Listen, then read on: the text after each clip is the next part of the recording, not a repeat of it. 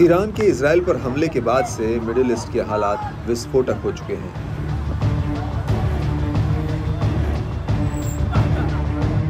ऐसा माना जा रहा है कि इजराइल अब ईरान के परमाणु ठिकानों पर हमला कर सकता है और अगर ऐसा हुआ तो इजराइल हिजबुल्लाह के युद्ध में ईरान सीधे कूदेगा।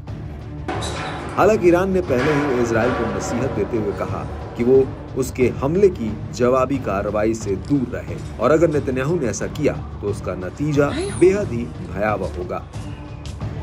हालांकि अमेरिका पहले ही कह चुका है कि वो हर हालातों में इजराइल की ढाल बनकर खड़ा रहेगा, लेकिन अब इस झगड़े में रूस भी कूद चुका है।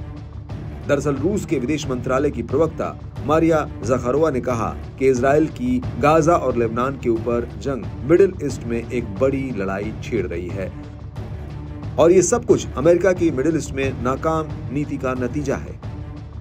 ज़खारोवा ने अपने बयान में कहा कि अमेरिका की नीति मौजूदा तनाव का कारण है। जब से अमेरिका ने संयुक्त राष्ट्र में गाजा युद्ध के रोकने के प्रस्ताव को वीटो किया तब से ये चल रहा है।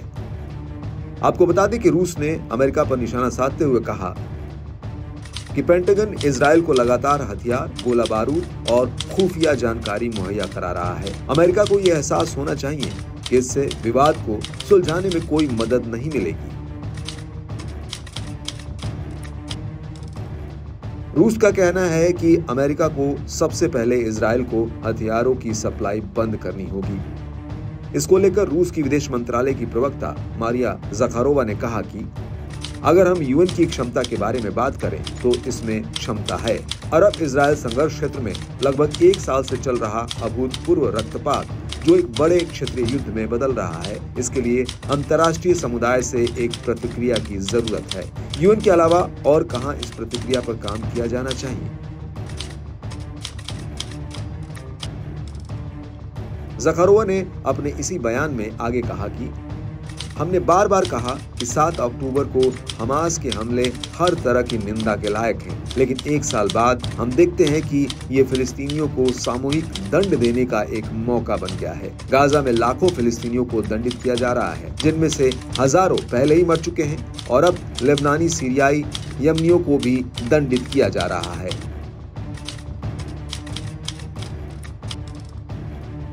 आपको बता दें कि ये पहली बार नहीं है जब रूस ने इजराइल के खिलाफ मोर्चा खोला हो, बल्कि वो पहले भी इस तरह के बयान दे चुका है। सबसे बड़ी बात यह है कि रूस लेबनान के हिजबुल्लाह और हमास के नेताओं की मेजबानी तक कर चुका है और ऐसे आरोप लगते आए हैं कि रूस पहले ईरान को हथियार देता है और फिर ईरान इन्हें हमास और हिजबुल्लाह को ट्रांसफर कर देता है।